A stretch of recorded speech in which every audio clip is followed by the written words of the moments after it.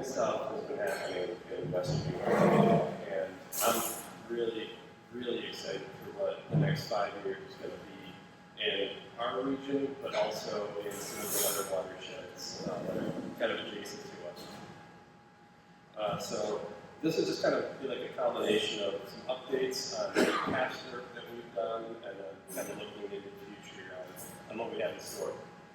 So this brook trout here, this is a picture that's taken from a colleague. This is a Wego Creek. You'll hear me mentioning that name once or twice. It's becoming one of my new favorite spots. So, yeah, absolutely gorgeous fish in that watershed. So I am just kind of one of a growing team that we have right now with the TU Northeast. So I am the biologist and coordinator. However, I have multiple colleagues across the state.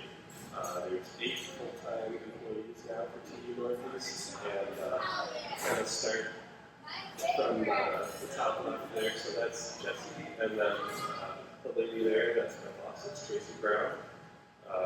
Next to her is Jacob in the hard hat, and then my other colleague is Jeremiah, who's leaning on the volunteer, apparently, in that picture. Our lead engineer is Joanne Humphreys. She's the one sitting on the chair in the middle of the river, and that picture was not staged at all. So that's how she works sometimes in the field when we're training our field crews. And then last but not least, we have Asia Rose. She is another coordinator. Her focus is more in the Catskill region now, so she kind of filled in my role working in the entire southern tier. So I'm starting to focus now more in Western New York itself. We have priority waters across New York State, and I think the most important thing to mention with this one is that these are the only watersheds that we can apply for funding in. So right now in Western New York, for TU Northeast, it is the Genesee River Basin, and this encapsulates more water than I can work on before I retire. There's a lot of other water in Western New York, and I'll kind of get to that later, that I want to continue to explore and monitor. But as of right now, the Genesee Basin is our main focus area, as well as the Cohocton River watershed. So it's only about an hour and a half away. Some fantastic fishing, and some new chapters that are really starting to pop up in that region. So the Canandaigua chapter of TU, they're growing. They have a lot more membership, and they want to start doing projects, and they want to partner with Western New York TU for this summer and going forward in the future. I guess I should mention our other priority waters. I skipped over that. So number 1, that's the Delaware River Basin. That's been our primary focus with our entire team. And then number 4 and number 7, so that's the Upper Black River Basin in the Adirondacks. And then 7 is the Saranac River Basin in the Adirondacks. And that's primarily where my coworker Jacob Fetterman works. And then 5 and 3, those are probably the least pressured trout streams in all of New York State within the Taconic region. Some of the highest wild trout abundances that we found working in the DEC, and very, very little fishing pressure.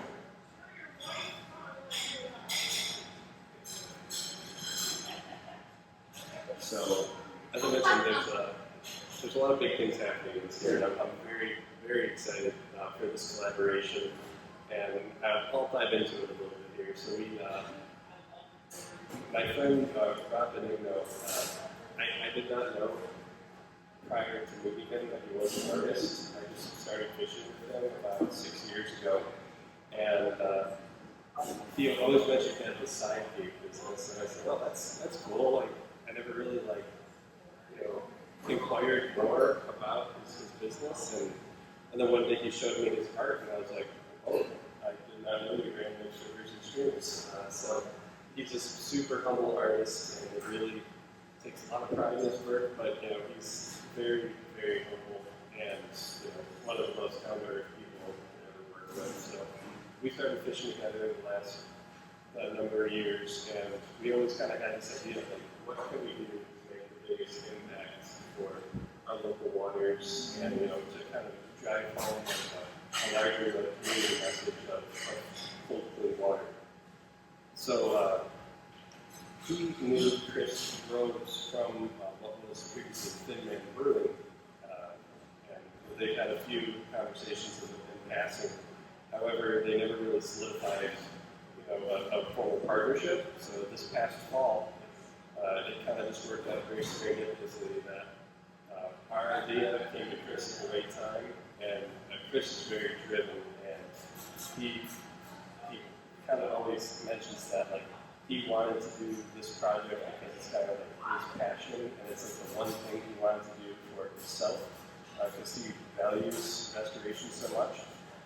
So we were able to really kind of get this beer off the ground and launched pretty quickly. It is a Sapporo type lager, so it's like a light crisp beer. I have not tasted it yet, so I hope it's good. I think it's going to be fantastic. But Chris is very, very excited about that. And to allude, the beer itself, it's going to be distributed across the state.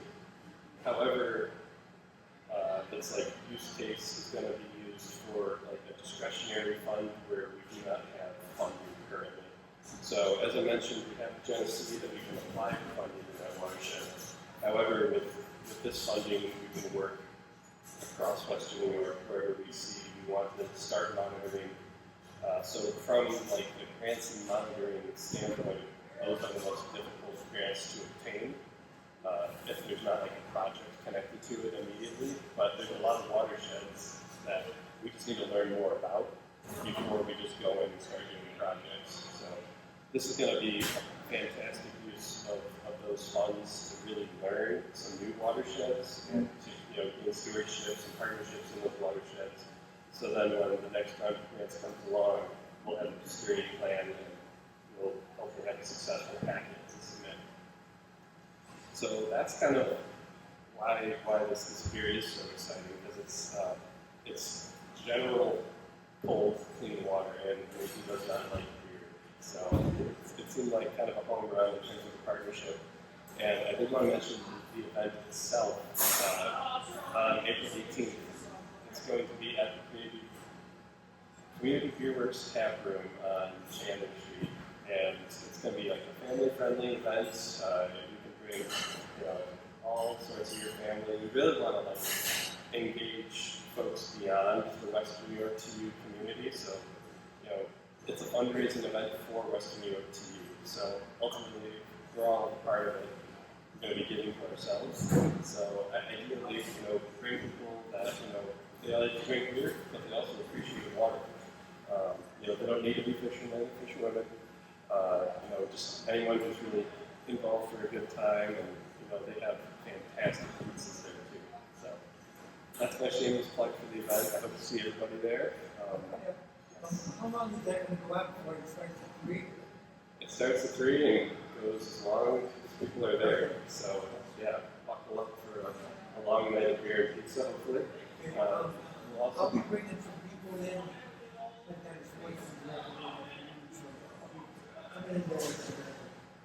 Great, another raffle for you? Yes.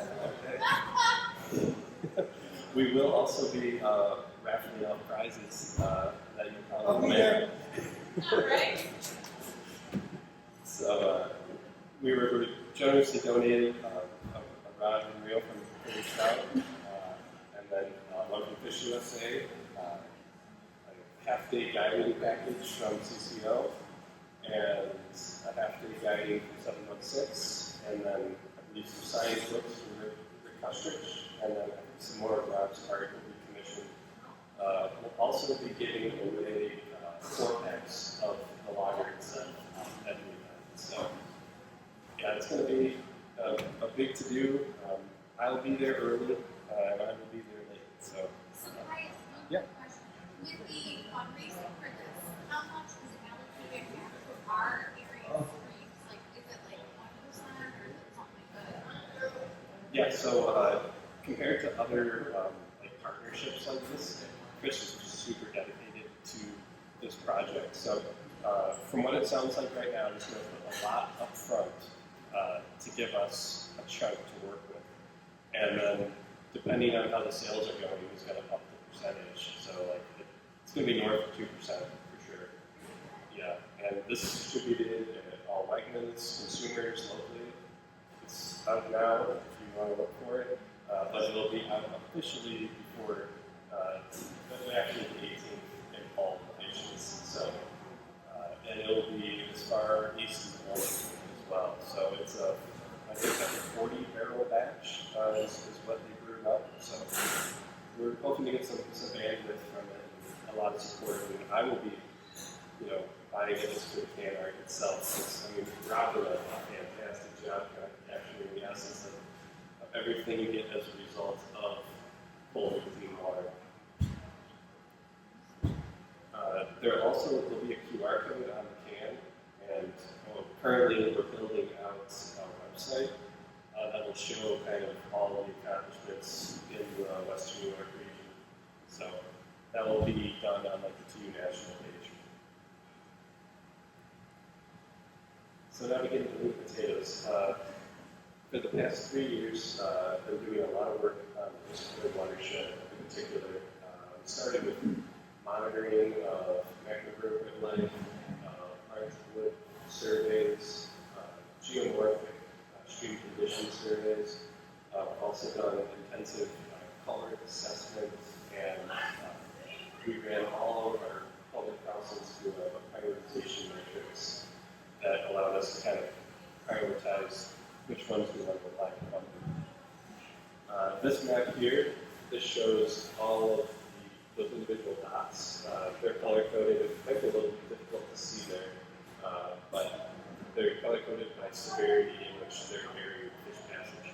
And what we found here is there's not a lot of barriers to fish passage, which is fantastic news to hear. We really weren't expecting that, and it's most watersheds we work in the interstate at hundreds and hundreds of fish barriers. This point at 35. And a lot of those were intermittent streams in the middle of farm pastures that fish weren't really going on anyways. So we were able to target our best 15, and we're going to work forward with the county with those priorities. On the ground work, through this last round of grant funding that we've been a part of with Cornell, it really allowed us to expand what we're doing in the watershed with partners. So we started our work with Genesee Valley Bosses and Jerry and Trout here. He's been a huge part of really getting their curriculum kick-started and really showing these kids what it means to operate heavy equipment in a wet environment. What are real-world applications of heavy equipment operation, and what are these different career routes you can take if you want to be an operator and work in conservation. I'm super fortunate to work with Jerry, and his kids are honestly a blast in the field. They're the little rascals, but they are. I love that. I've seen him in like 3 or 4 Yep. photos now. Yep. He's just brilliant. He's everywhere. I've seen him on a few posters at the Bosses as well. And yeah, we've been really able to partner with Jerry and use the yard that they have on the Bosses campus to harvest timber for the projects. They mill all of the stakes for the Christmas tree projects we talked about. They've been doing a lot, and they have a sandbox, basically the area on our campus where they can operate this machinery in a controlled environment. And we've gotten to the point now where we have a simulated stream environment where the kids are able to work on a simulated stream. And in the conservation space, finding operators who are very proficient in working in stream environments is very, very rare. We have like 2 operators across New York State right now who we trust for our stream projects. So hopefully, starting this up with BOCES will kind of show that, for students, this is a very lucrative route to go in your career, and you're always finding work. if you are working in streams, it's job security because they're always eroding. So, yeah, we have quite a bit of fun with those on the field. We also had Fish and Wildlife out with us, and we were able to show the kids how to electrofish on North Branch Wiskoy, and after we were holding those fish up, really giving them a lot of hands-on experience. Where even in like a 4-year degree in college, you're not going to get some of the fisheries experience. So I think starting at a high school level really kind of primes them to think about college more and think about what other routes they can take and still work in conservation. So here is the pictures of the sandbox. We're actually able to use the drone to track the construction progress and then have the students map the zone that they have constructed. So up here, this is an aerial of the constructed stream that they built. And here is a 3D model rendering of the stream that the drone was able to create because of the students' data. So you can actually see pretty decent outlines of the machinery and the ditch, which is the river. The 3D application with the drone, it allows you to track how much fill they're taking out of the river. We can track their bank flow measurements that they are cutting out, and we can also even track pool depth and the rate pool ripple ratios. So the drones are proven to be a great tool not only for looking at thermal inputs in rivers, but also for construction management and oversight. And this is a career path as well that students can start to look into taking as drones are becoming more prevalent in the construction space. You don't need to operate machinery to operate a drone, and the drone operators often make more than the heavy equipment operators in a lot of cases now. So really showing that there's a lot of different ways to spin off drone usage. So this is a kind of an ongoing project that I started, I think it would be 3 years ago now.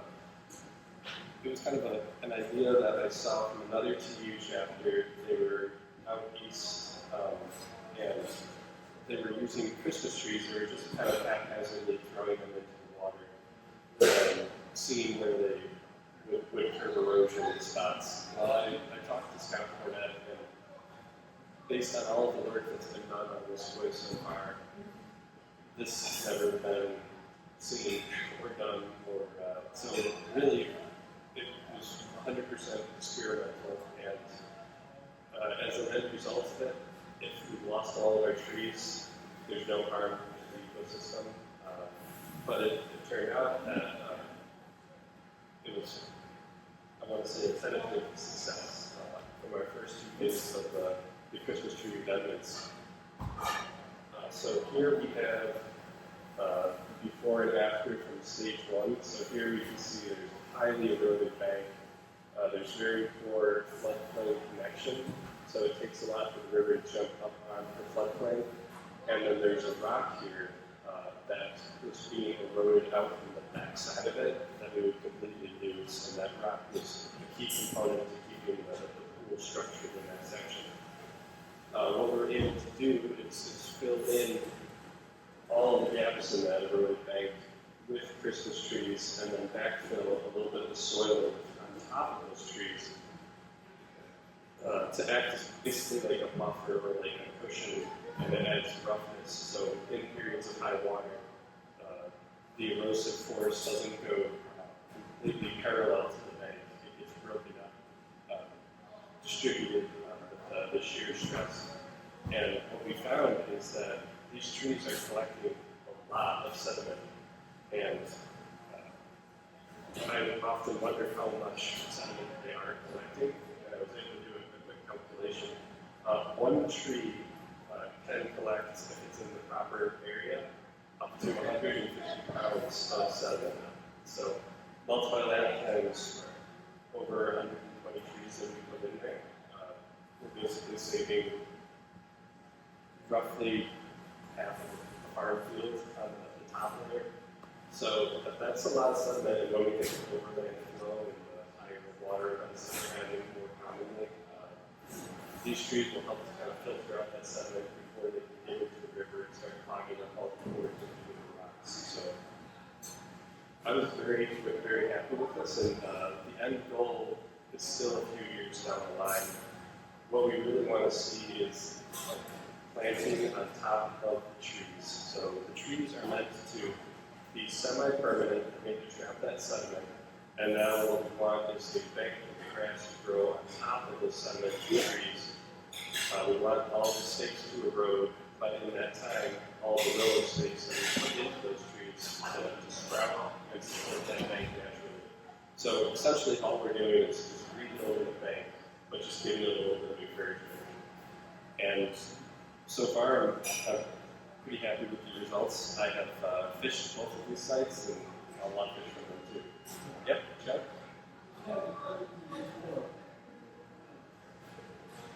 How much does that fill up? I think it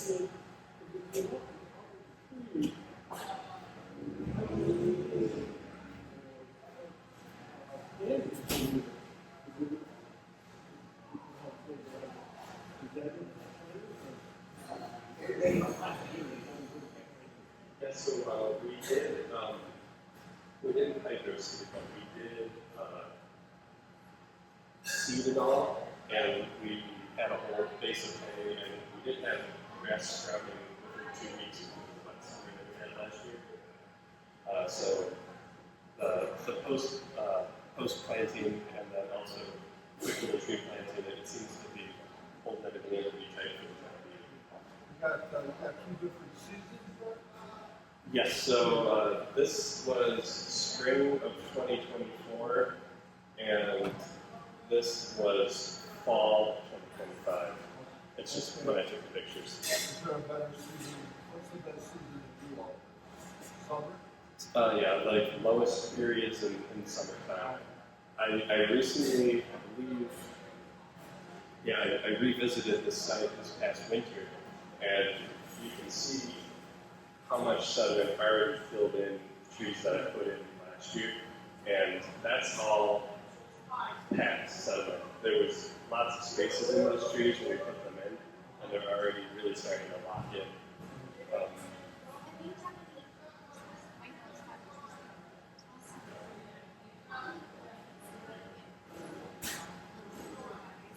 Yes, so one of like the co-benefits of doing these projects we wanted to see was like, will these trees benefit young of year fish, including young trout? We were still yet to do that. So we did do a fisheries survey before we did this project. So this year we're going to be doing a repeat survey after the completion of the entire project. And the downstream site, so this site here, slippery. They did not collect a single trout in that downstream section. So if we collect one fish, we have 100% success rate. And I did catch quite a few fish from them already. So hopefully they stick around until midsummer when they do the assessments. But at least during high waters and intermittent flows, they are holding fish currently. As the waters recede, you'll lose a little bit of that undercut that they're creating. But for all the young of the year trout, they will still provide a good bit of cover.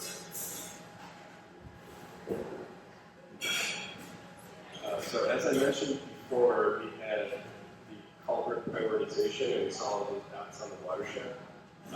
This is one of those dots. So this is Safford Road and Harvard Road, right by kind of corner of the pair, near the main stem of Trout Brook and Whistler.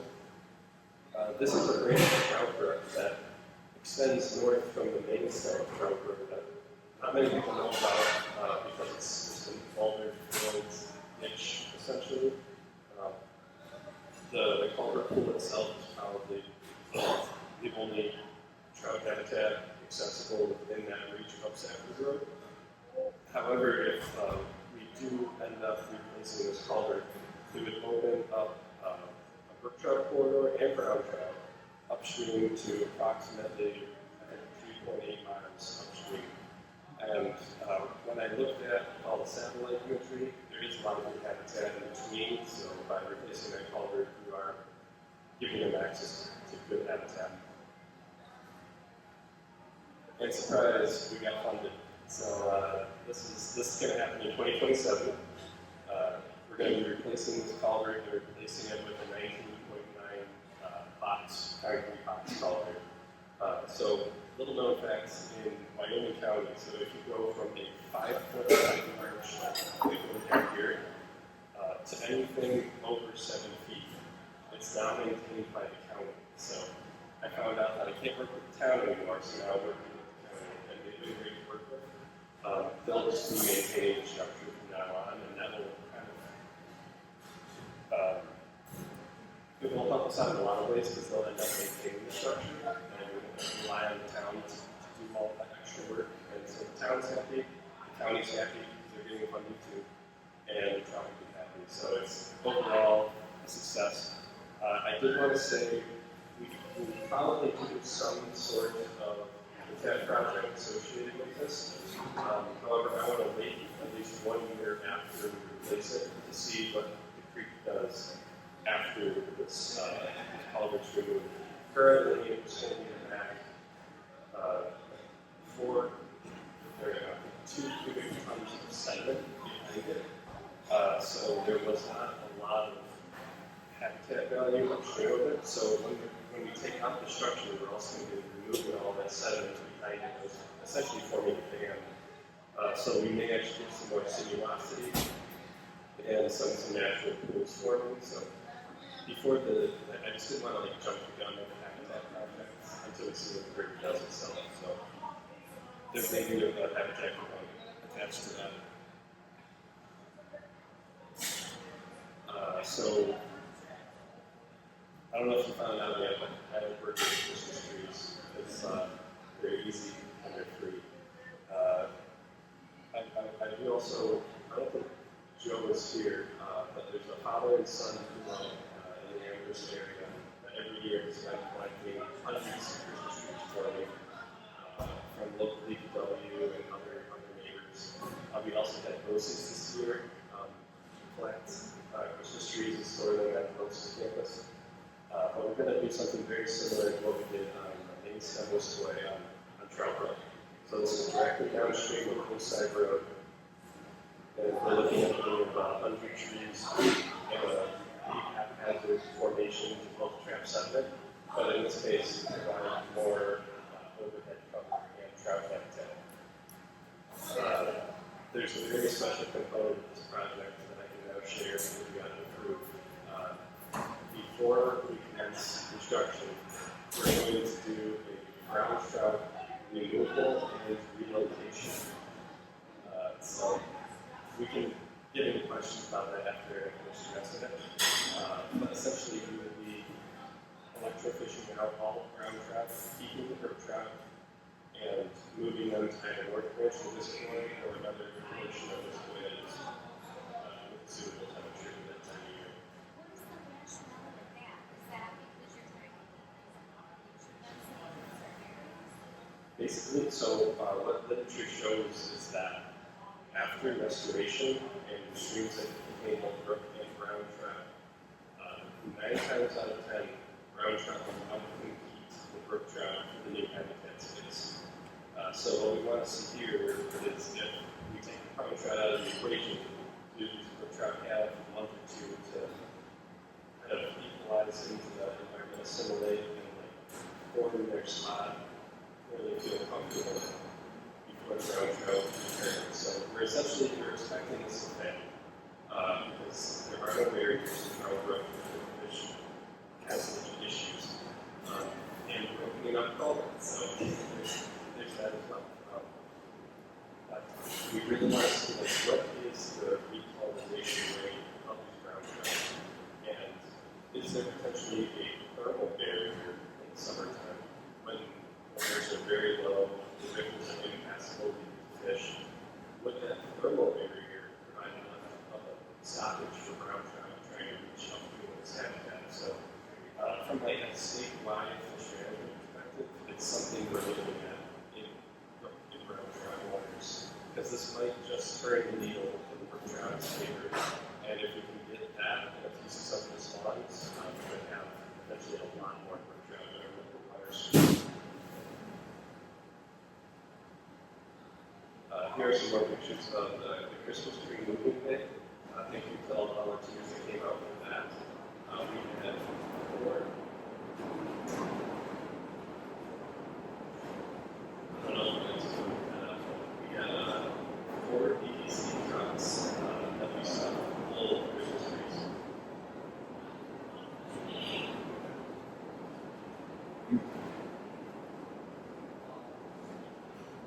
Yeah, I think it's done.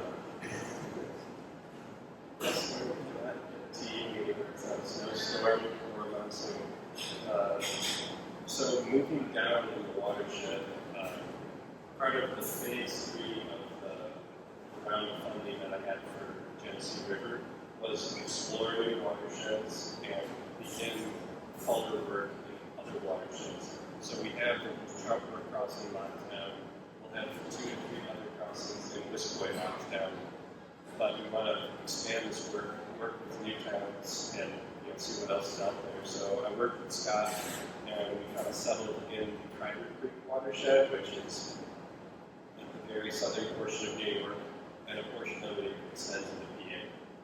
And this watershed stood out to me in that the topography is slightly different. They have existing culvert projects that are being called Spring Mills, and there's just a lot of opportunity for more culvert work in that area. And I couldn't have been more wrong. We found very few culverts that were actually fish passage barriers. So much so that we probably will not be doing culvert work in the Crider Creek watershed. So, all data is useful in some way, shape, or form. However, we did not find any priorities that would really link up with our framework for culvert removals. There's a few retrofit projects we could potentially do that basically backwatering an existing culvert that was improperly placed in the river, and it would allow us to get that fish passage component. But as of currently, we have a prioritization matrix, and we did not find any new projects in the Crider. So our next strategy moving forward is just move north and it's something a lot more hopeful than the Crider Creek. That being said, there are a lot of options in the Crider Creek, but the fish barriers are not their main threat. It's actually poor management of the rivers. So we may not be working with culverts in that watershed, but I would hopefully amongst our targeted with the Crider watershed. We started partnering with the watershed team, and I would say recruitment is probably the number one concern for that chapter. There's one member currently, and we're looking for Western New York folks to go and help when they have projects. There is the Open Flat Shop, kind of a connection point. They're starting to gain membership there, and events, where I think we can work most of those continued supporters and help with projects. But whether there is any opportunity to work with the broadcast, Western New York to getting to the main continues and then there are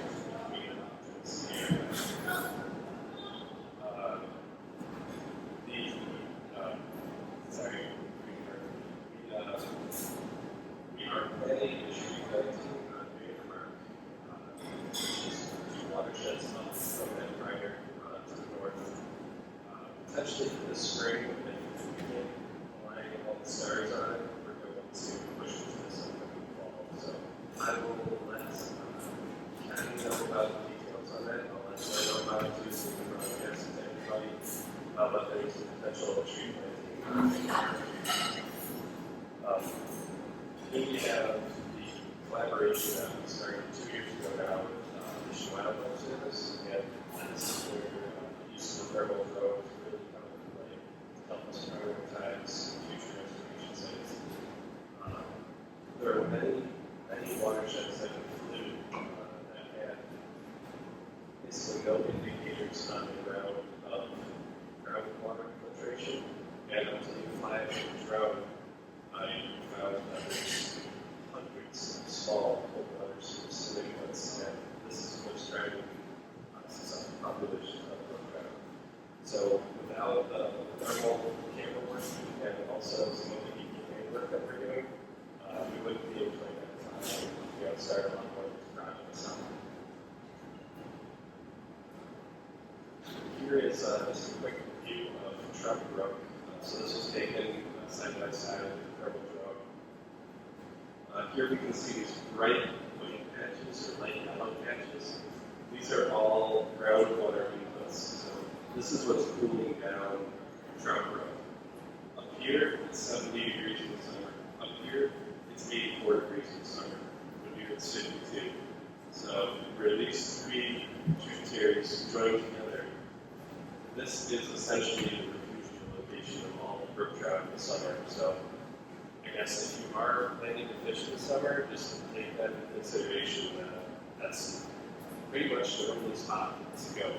So if they're all in one spot, they're there for a reason. They don't want to be clumped up in a ball under the bridge, but there's not a lot of refuge locations in Trout Brook. There is groundwater in this zone here. However, it peters out before it makes it to the main stem of Trout Brook. And we found that in a lot of areas, there's a lot of groundwater adjacent to a river, but it's not connected to the main stem. Or if it is connected to the main stem, it only cools down an area outside of the basketball. So, one thing that we're looking at with this drone is if there's opportunity to kind of manipulate the stream to encapsulate more of this groundwater and create more refugium stations, that's kind of our next step now in the project planning. So yeah, just be careful with Trout Brook, and this is also where we're going to be having our projects. So all of the brown trout that are also going to find that cold water, we're going to be taking them out.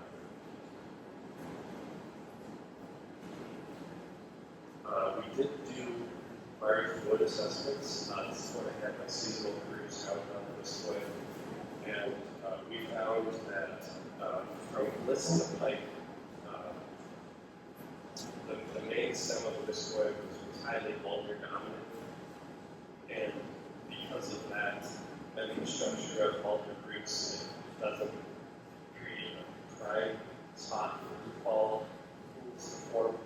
So we found a lot more smaller ripples and smaller, large wood pieces. As we kind of moved down the system, we started to find more hardwoods developing and larger willows. So here we can see a lot of these large willows of Hillside Road here are remnants of old trout elevation projects that are kind of still holding strong with the large wood. As you go downstream from Hillside Road into the pipe, you get into a lot more farmland, mixed use, and older dominant sections. There's still a lot of carrying capacity in those areas for trout, but you use some of that prime hardwood habitat, those long views that really seem to benefit trout. As you go downstream of the pipe, you gain more gradients, and a lot of the valleys are full of beach, and it's hemlock stands still down in there, and those areas are prime largely collection zones, and the fisheries assessments also prove that to be true.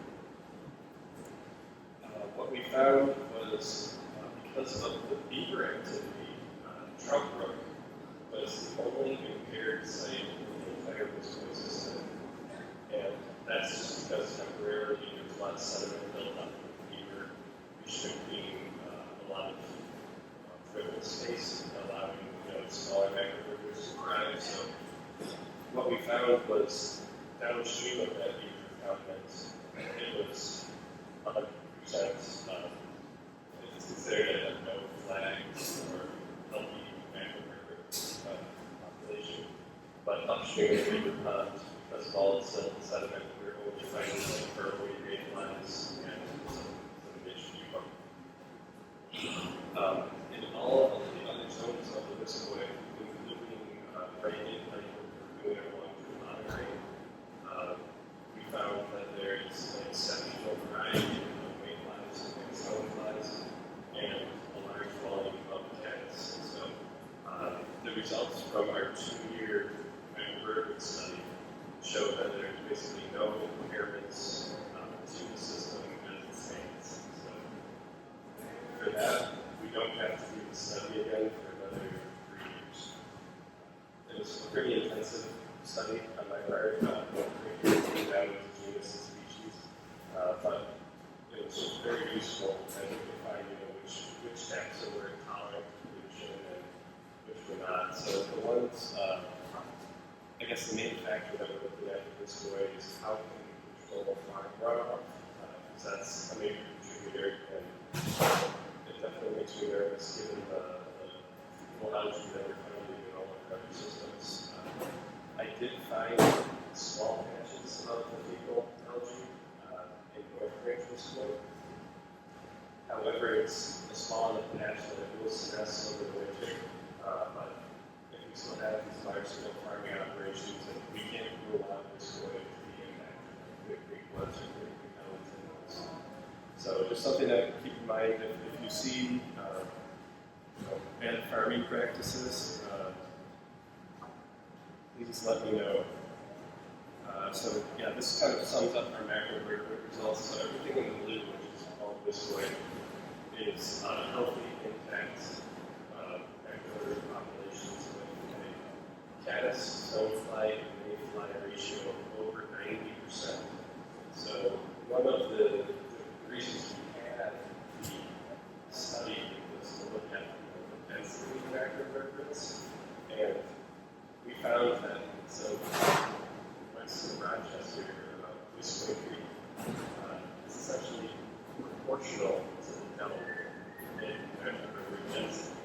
So that's a pretty big function of the watershed. And we found that a lot of the sister watersheds too did not fall under the same classifications. So there's something special about Viscoid. It's definitely, compared to Viscoid, a lot more intact with macrovertebrates. We also did a temperature logging study, and this will continue, I believe, for the next 5 years. We deployed temperature loggers across the entire watershed, trying to capture some of the most important inflection points of cold water that we recognize. And we found that the headwaters are actually the warmest. So upstream of Bliss until you reach North Branch of Viscoid is very warm in summer. It gets up to 78 degrees regularly. As you drop downstream of the North Branch, you get temperatures below 68 degrees all the way down past Pine. So there's a lot of cold water inputs that are cooling the system down, and a lot of small bursts of cold water as you work down the system. It's not until you get to pond level is where you start to get water temperatures consistently above 78 degrees. So that's really great for the watershed, and we'll continue monitoring that. And then the last thing I wanted to touch on before we get to questions is the prolonged beaver activity that we've been seeing north of the Hillside Road. Originally, when I was starting the study, I was pretty skeptical about temperature differences upstream and downstream of the impoundment.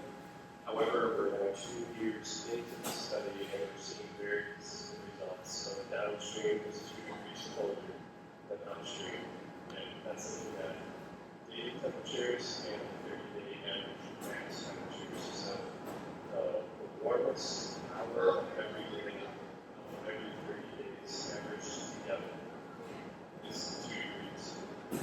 So that's very statistically significant. And I don't know how long it's going to last. So there are some studies out of Wisconsin, in the Triple area, where they're monitoring beaver dams, and they find that there is like a finite residency time of fishing them, and also their temperature benefits to the creek, essentially. So over time, we're going to start having more and more silts build up in this dam, and what will happen is it will cause it to not become shallower and heat up quicker. So there is the potential that this dam may warm up the river over time, but it's really just time will tell. This is such a large structure, it can't be managed. I saw there were a lot of traps out lately, so I'm assuming that's from the farmer. But even if the beaver is gone, this dam can stand for another 5 years on its own. So there's a lot of opportunity for another beaver to come in and build more. So it will be interesting to see as we continue monitoring it. But I was able to calculate the volume of water that it's holding. And often what we find is yes, sometimes in certain beaver ponds, the water warms and also warms downstream. But just the benefit of having water is like a finite resource in a lot of these streams. So this dam in summer overflow can hold back with approximately about 6 Olympic swimming pools with water. And that's not just like water from the stream, that's also groundwater retention as well. So that's a lot of water, especially when we have the lowest periods of the year, that if we didn't have dams or dams in the headwaters, we would ultimately lose that water quicker to the system and have a lot flashier systems like what we see kind of in the Susquehanna, where you have riffles that are dried up, or in areas of Stockton County that have really dry sections of stream. You still have fish, but you do have these really strong seasonal shifts in the water table. So as of right now, the beaver dams are, definitely equalizing the water table in periods of drought, but upgrading, the benefits continue as we keep track. So I talked a lot. I'm sure you have a lot of questions, especially with ground cover removal. I'll start getting into that.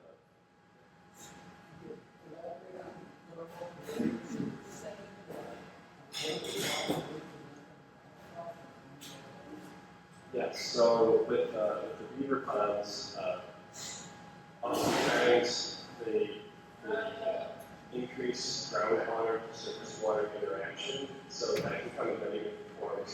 If there's a lot of springs that are essentially in this floodplain that we see here, if there's off-channel springs, when the dam grows, it encapsulates all that groundwater, and since the groundwater is colder, it sinks, and ultimately all the cold water ends up at the bottom of the beaver pond encounter.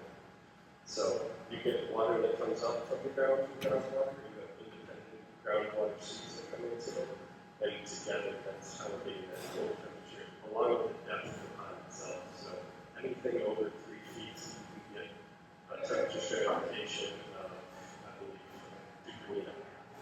So some of those big beaver ponds are very cold at the bottom.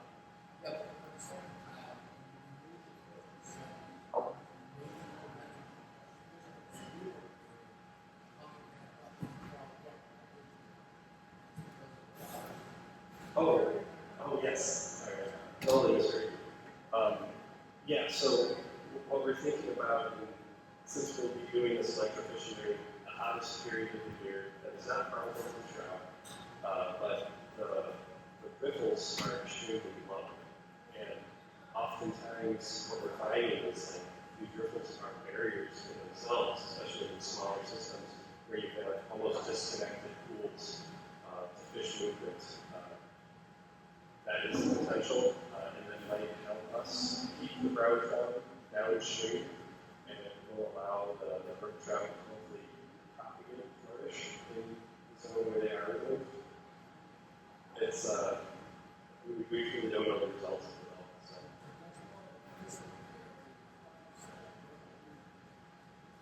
Yes, So they, in the lower portions of Trout Brook, where we would be downstream of the removal, it's much warmer than upstream by the actual cold water input. So in other systems besides Trout Brook, we found that if we remove the grounds and move them far enough downstream, they won't want to swim through the warm water before they get back to the cold zone. Yeah. In addition to the Trout Brook removals, we're setting new proposals for Lockton and Toledo Creek as well in systems that have barriers and systems that have not. So you can see the cumulative impact of the trout movement on our own trout movements.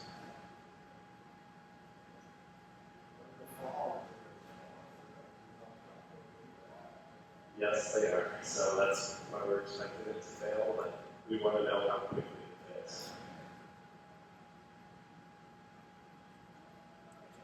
You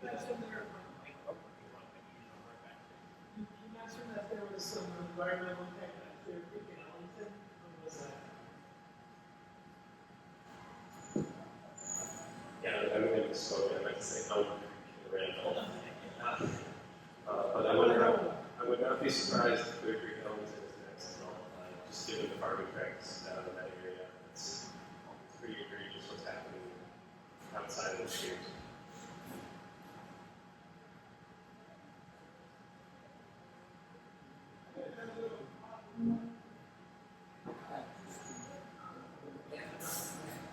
So no trees or anything at the border, so nothing is set on the side?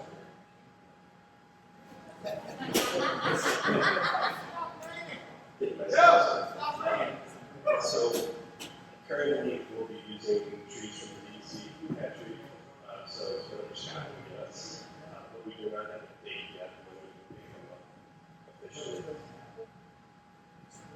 It's supposed to happen this spring, so when it happens, we're going to